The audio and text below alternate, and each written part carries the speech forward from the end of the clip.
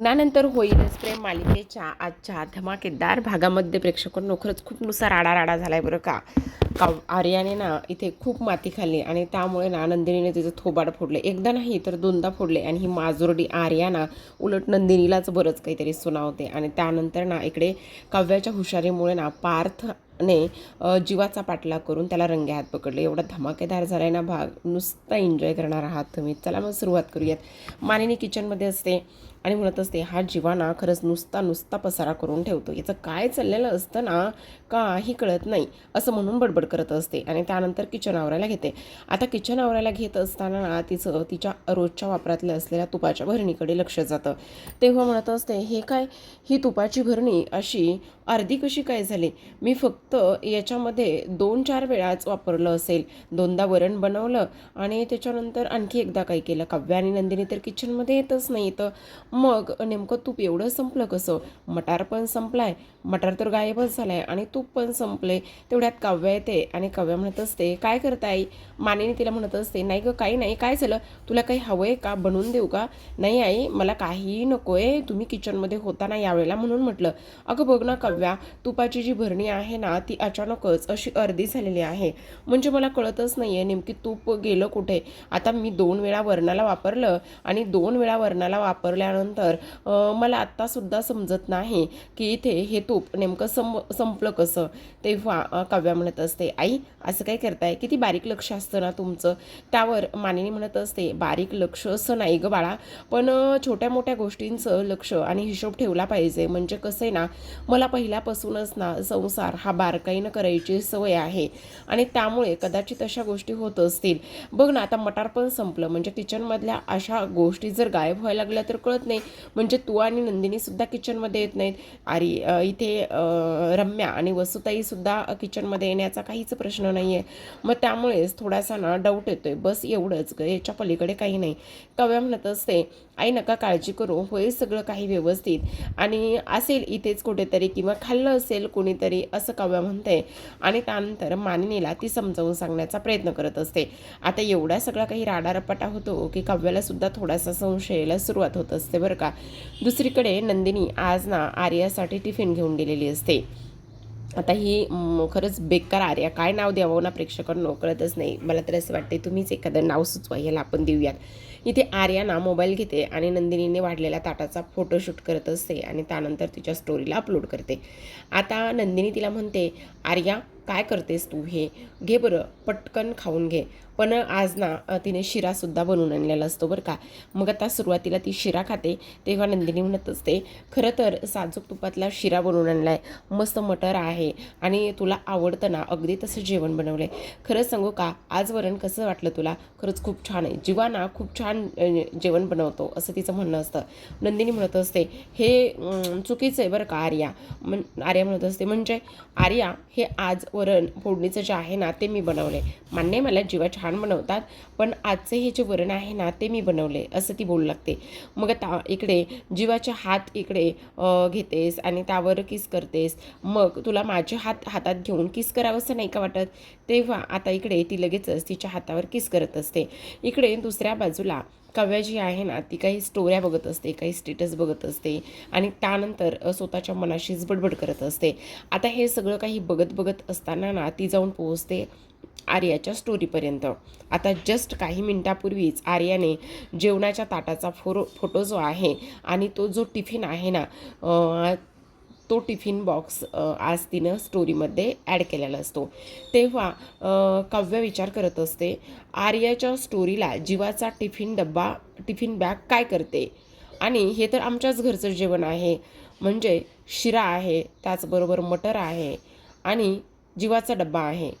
म्हणजे आई म्हणत होत्या तूप संपतंय, आई म्हणत होत्या मटर संपलंय, किचनमधल्या अचानकच वस्तू गायब कशा काय होत आहेत?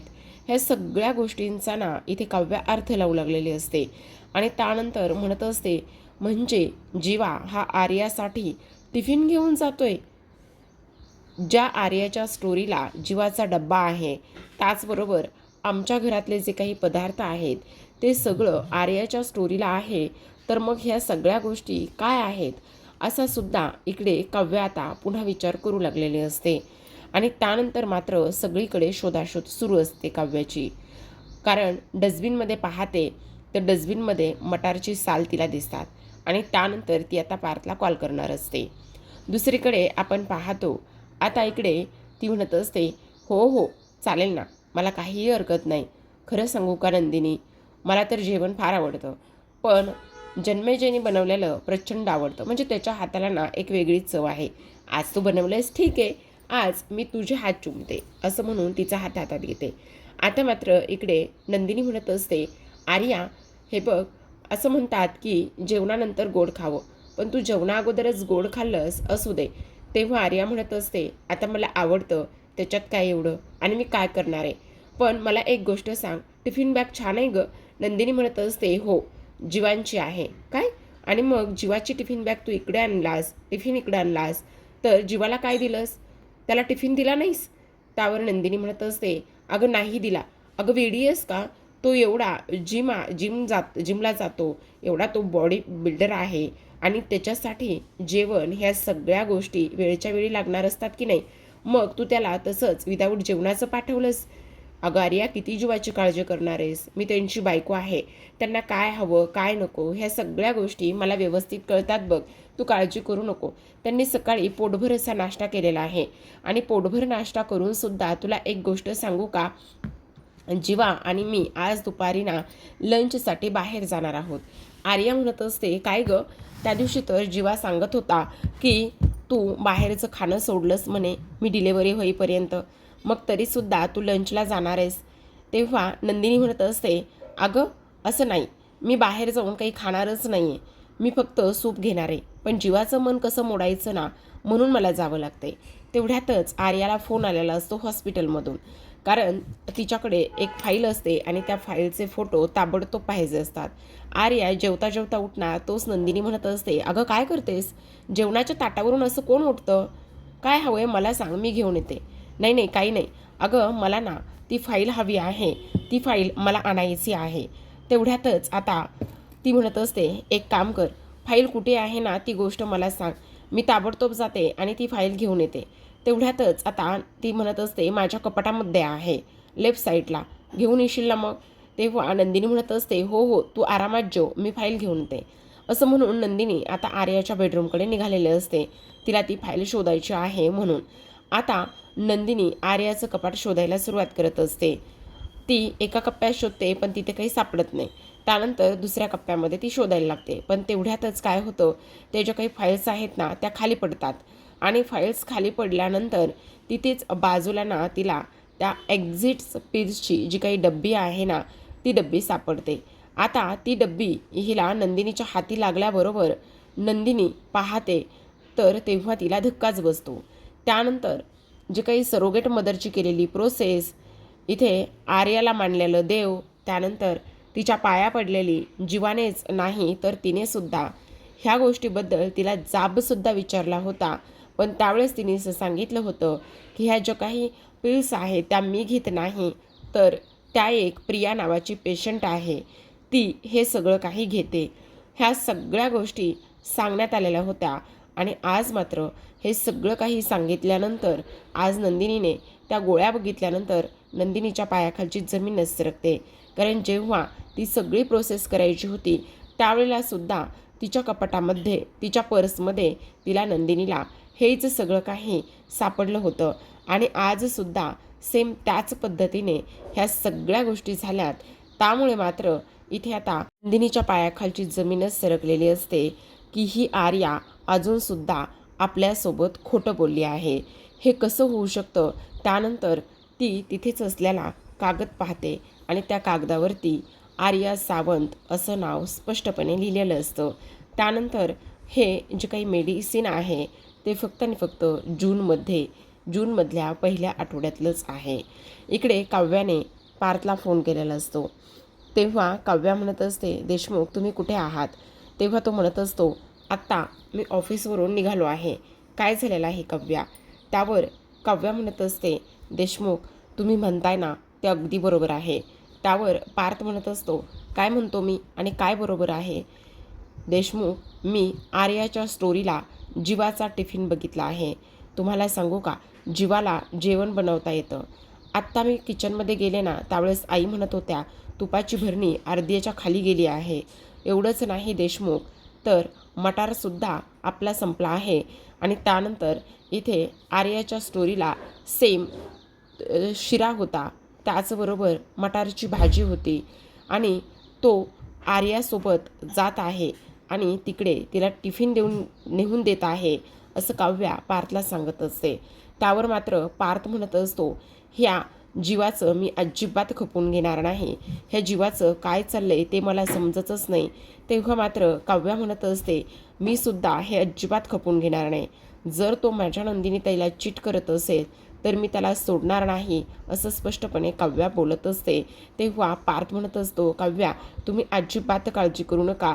त्याचं काय करायचं आणि काय नाही हे मी बरोबर बघून घेतो. तेवढ्यातच समोरून जीवा येताना पार्थला दिसत असतो. तेव्हा पार्थ म्हणत असतो, जीवा येतोय. तेव्हा काव्या म्हणत असते, त्याच्या हातामध्ये टिफिन बॅग आहे का? तेव्हा पार्थ म्हणत असतो, नाही नाही, त्याच्या हातामध्ये टिफिन बॅग अजिबात नाही. पण तुम्ही अजिबात काळजी करू नका, मी त्याच्याकडे व्यवस्थित लक्ष ठेवते. तेव्हा काव्या म्हणत असते, आता पार्थ तुम्ही ना त्याचा पाठलाग करा. बघा तो घरी येतोय, अजून कुठे जातोय की आणखी काही करतोय. येणाऱ्या जीवाकडे पार्थ पाहत असतो आणि त्यावेळेला पार्थ म्हणत असतो, हा अक्षरशः प्रेमात पडल्यासारखं करत आहे, वागत आहे.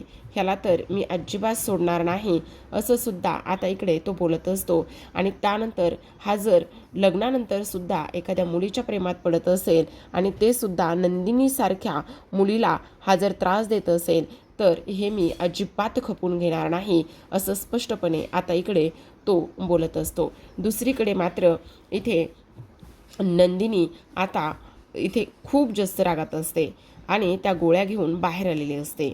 जेव्हा ती येते त्यावेळेला मात्र आर्या तिला म्हणत असते, काय झालं, भेटली फाईल?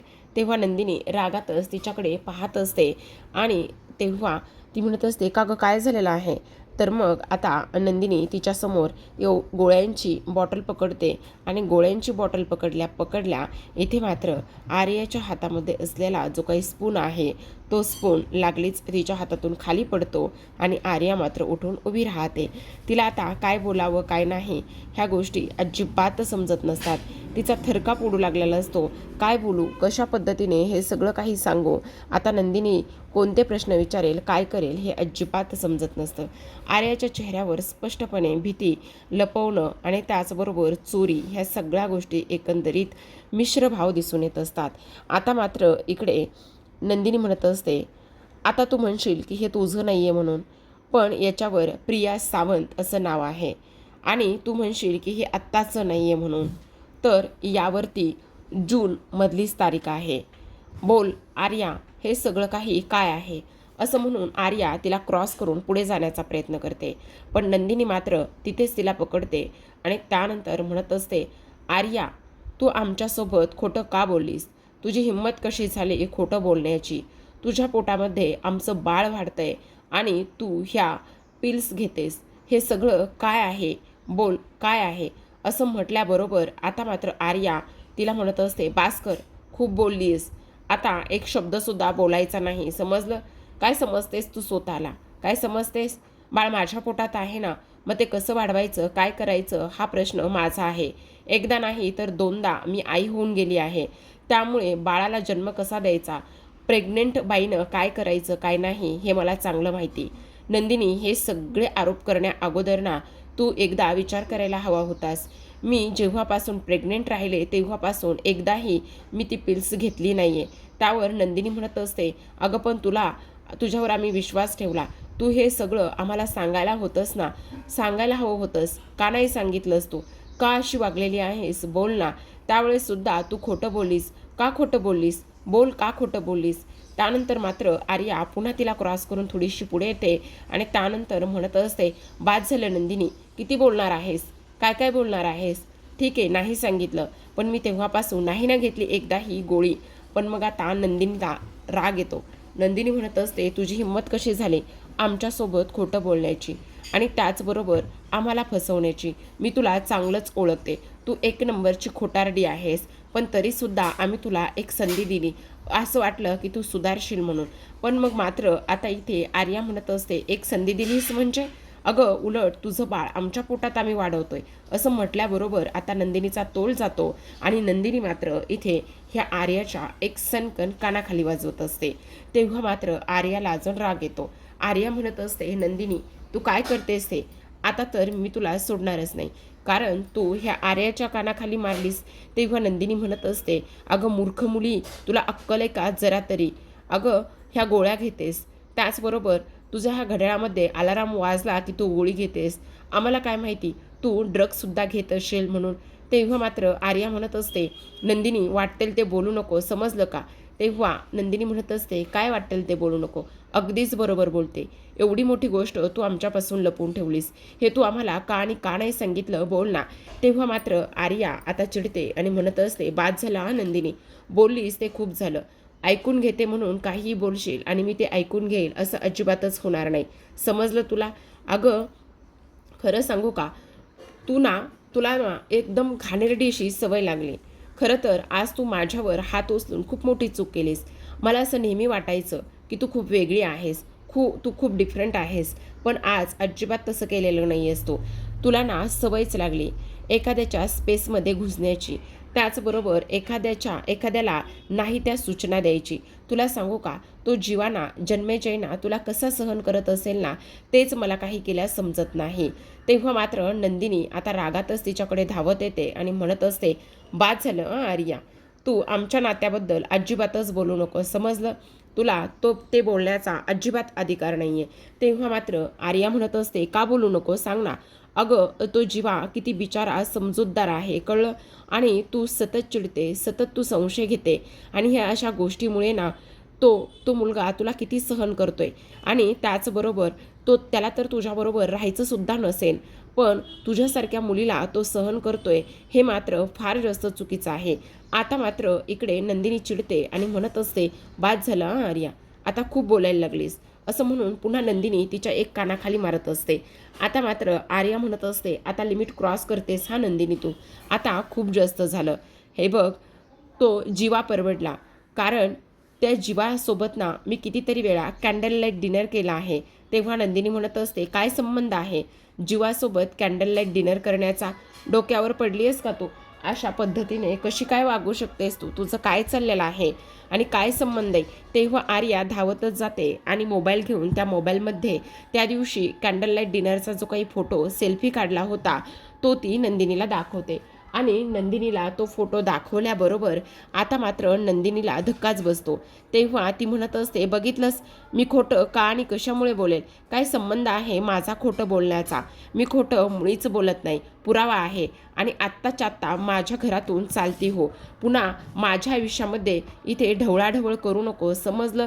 असं म्हणून आता इकडे आर्या नंदिनीच्या हाताला धरून तिला धक्के मारतच घराच्या बाहेर काढत असते आणि त्यानंतर जाता जाता म्हणत असते, मी हे बाळ ठेवीन, नाहीतर त्याचं ॲबॉर्शन करून टाकेल, हे बाळ मारून टाकेल, हा सर्वस्वी माझा प्रश्न आहे, असं स्पष्टपणे इथे आता ती बोलत असते.